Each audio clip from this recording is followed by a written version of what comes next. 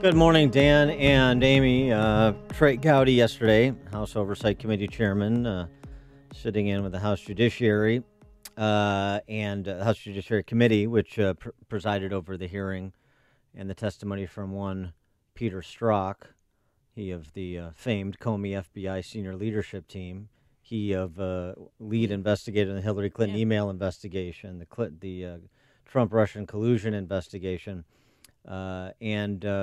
Here's what Trey Gowdy had to say after kind of running through the instances of what he describes as clear bias in conduct of his professional duties by Peter Stzrok. Here's what he had to say about how investigations should proceed in this country. No, we don't have that clip. But anyway, he talked about, here's what he said about Strzok. About 2 weeks ago, FBI agent Peter Stzrok was interviewed for more than 10 hours. We learned that Agent Strzok has a most unusual and largely self-serving definition of bias. Agent Strzok, despite the plain language of his texts and emails, despite the Inspector General's report, and despite common sense, doesn't think he was biased.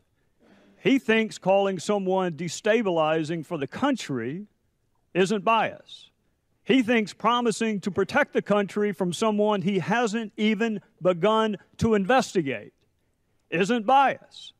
He thinks promising to stop someone he is supposed to be fairly investigating from ever becoming president isn't bias. He thinks talking about an insurance policy to keep someone from becoming president isn't bias. That's for one of the folks he was investigating. He has a different set of rules for others that he's investigating. Agent Strzok thinks saying someone he is allegedly investigating should be elected president 100 million to 0 before he ever interviews her. He doesn't think that's bias. Agent Strzok thinks pronouncing someone innocent before bothering to interview more than 30 different witnesses isn't bias. He thinks claiming you can smell the Trump supporters isn't bias, but he doesn't say a single solitary word about being able to smell the support of any other candidate. To him, that isn't bias. And the other thing he thinks, Peter Strzok, is that saying he had information about the Russian collusion investigation, concerns about Russian collusion involving associates of the Trump campaign, he thinks the fact he didn't unethically leak that to the press is evidence that he wasn't out to get Trump. He thinks that's an exculpatory statement. That was Strzok's opening statement in response to Gowdy. For more on this topic, we're pleased to be joined by Ron Hosko, who's former FBI Assistant Director and President for the Law Enforcement Legal Defense Fund. Ron, thanks for joining us again. Appreciate it. Sure. Good to be with you. So how did you think Strzok held up under interrogation yesterday? Well, I think Strzok held his ground on his view, which is even if you accept as true all the things that Trey Gowdy checked off there or listed off, that his bias didn't infect his work, that he went about his job fairly, impartially, according to FBI guidelines. And that's not a surprise to me. I guess from what I've heard, Strzok by reputation has pretty solid credentials as an investigator, very experienced. That being said, I had my own disappointments with what turned out to be somewhat of a circus atmosphere yesterday. To include the Strzok's opening statement. Look, I think any way you look at this, Strzok deeply damaged trust in the FBI, the organization, and that little gold badge that I used to carry around in my pocket. That damage, whether his bias impacted his work or not, the damage is done. Yeah, but he brought this. He brought this upon himself. I mean, he wasn't an honest man at work, I don't think, or at home. I mean, the fact, I know Louis Gohmert took him to task about, what have you told your wife? Does your wife know? But to me, if you're going to be an FBI agent and you're going to be an investigator, don't you have to start with some level of honesty in your personal life and your work life?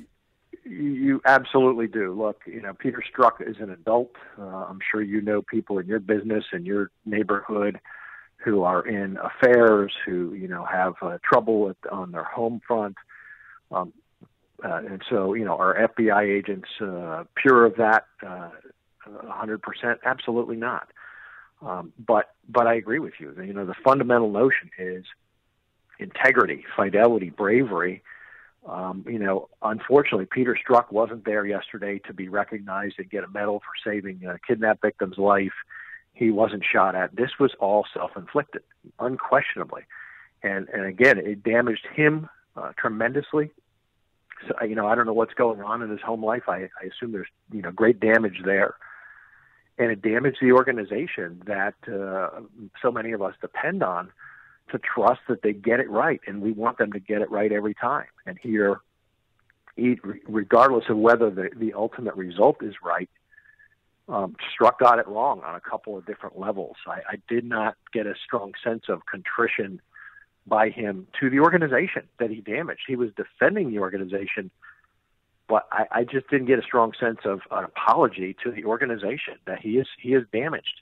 Yeah, he was same to his family. He basically suggested he didn't do anything wrong. Yeah, there was no contrition. And it's sort of remarkable what's happened at FBI. I go back to, and I think we may have discussed this last time you were on the show, but I mean, when you see these guys handle questions over an extended period of time, as he did yesterday, it's just hard not to go back to that exchange between Jim Jordan and the Inspector General Michael Horowitz, at DOJ when he appeared before Congress to testify.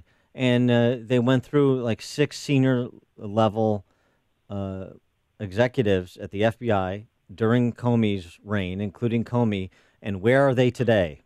And all of them are gone, fired, demoted, or hurriedly left out the door. And so it doesn't impugn the entire agency again. It doesn't impugn all the rank and file field agents and all that. But I don't see how you get around the fact that you had a systemic problem with the executive level in the FBI during at least Jim Comey's tenure. Well, I think first you had perhaps different pieces of problems. McCabe's were his own problems. That was, leaks that, very clearly appeared to be engineered by him, leaked to, I think it was the New York Times at the time, Devlin Barrett. Comey for stepping out of the traditional bounds of reserving comment, not commenting on subjects who are not subject to indictment, or in a pre-trial or pre-indictment phase. And here Strzok on a different level, who was a couple layers down from Comey and McCabe, but certainly had contact with both of them during the pendency of these investigations. It did coalesce around the top, but to that point, my concern is just that, and Congressman Goodlatte kind of threw that out there in his opening salvo. And I think by design. I think there are certainly a number of Republicans, Jim Jordan among them. The goal is not just assail Peter Strzok and have this political theater play out in front of us. They had their answers in the closed-door sessions. Mm-hmm. So this is theater. This is a chance to pose for the cameras, and they did just that. And I think there are a group of these folks. Their sole goal is not just simply to attack Peter Strzok. It is to undermine the initiation of the Trump investigation and bring it to a premature conclusion. Personally, I think that's a grave mistake. I think Bob Mueller ought to be be allowed to continue to do his job. But there are some voices that this is all about the Mueller investigation. Period. Well, with all due respect, I mean, Trey Gowdy couldn't have been a more vocal proponent, defender of the FBI, of the Department of Justice, of the Mueller investigation up until recently. And even Trey Gowdy sort of had reached his breaking point with Rod Rosenstein when he was before Congress a couple weeks back. Move this along. This has to go somewhere, or there has to be sort of credible reason why it seems to be running in place. And oh, by the way, you are not above the law at Justice or at FBI or Bob Mueller. And that requires oversight by Rosenstein over Mueller and Congress over everybody.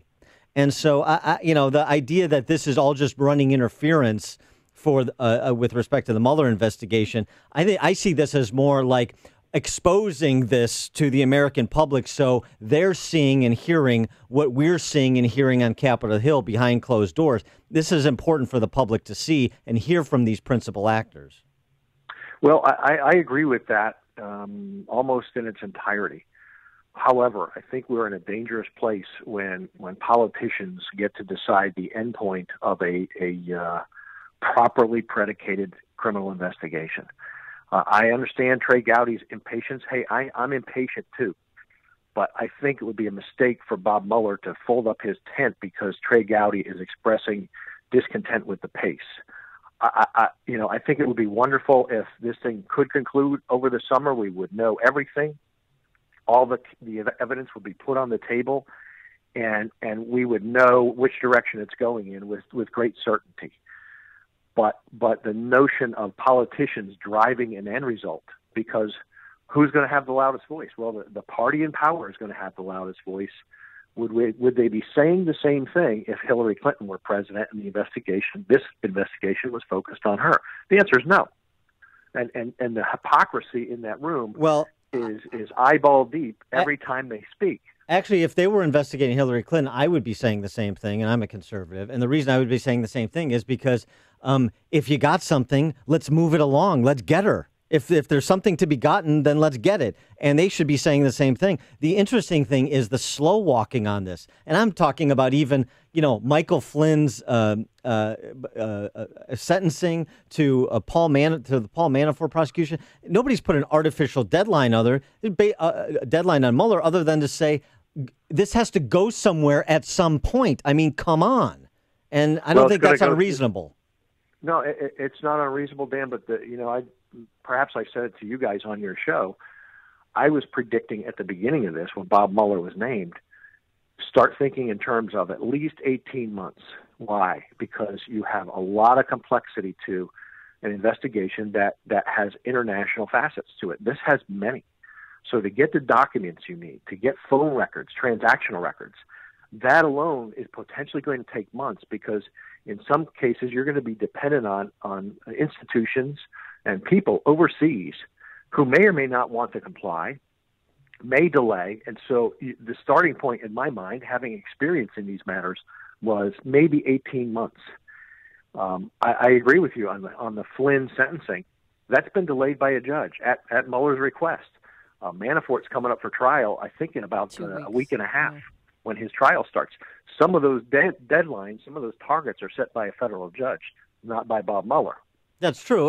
But with Manafort, I mean, not that this is necessarily dispositive of the issue, but it is interesting to note that he made it clear in back and forth between counsel before a judge that Russian collusion is not going to be part of the prosecution's evidence against Mueller with respect to his alleged financial crimes. Right. There's I think unmistakably right now, Manafort's being squeezed by Mueller's hand, and I think it's very clear what we all expect that he wants out of that is cooperation on something more nefarious, something closer to the campaign in Russia. Whether it's there, we don't know. Perhaps it'll be exposed. Perhaps it doesn't exist. That's the difficulty of some of these investigations. Somebody who you desperately want cooperation from requires their prosecution to get it, and even then they may not give it. And so that could bring about the natural conclusion of Mueller's investigation. These things take time. Defendants and potential defendants get attorneys. They're moving their chess pieces around the board, in a way that they think is most advantageous to them. And Bob Mueller has some moves remaining as well. And the net result of that is here we are 16 months later, and we're waiting. All right. He is Ron Hosko, former FBI Assistant Director, now the President for the Law Enforcement Legal Defense Fund. Ron, it's always great to talk to you. Thank you. You guys too. Have a great day. You too. Yep, and he joined us on our turnkey.pro answer line.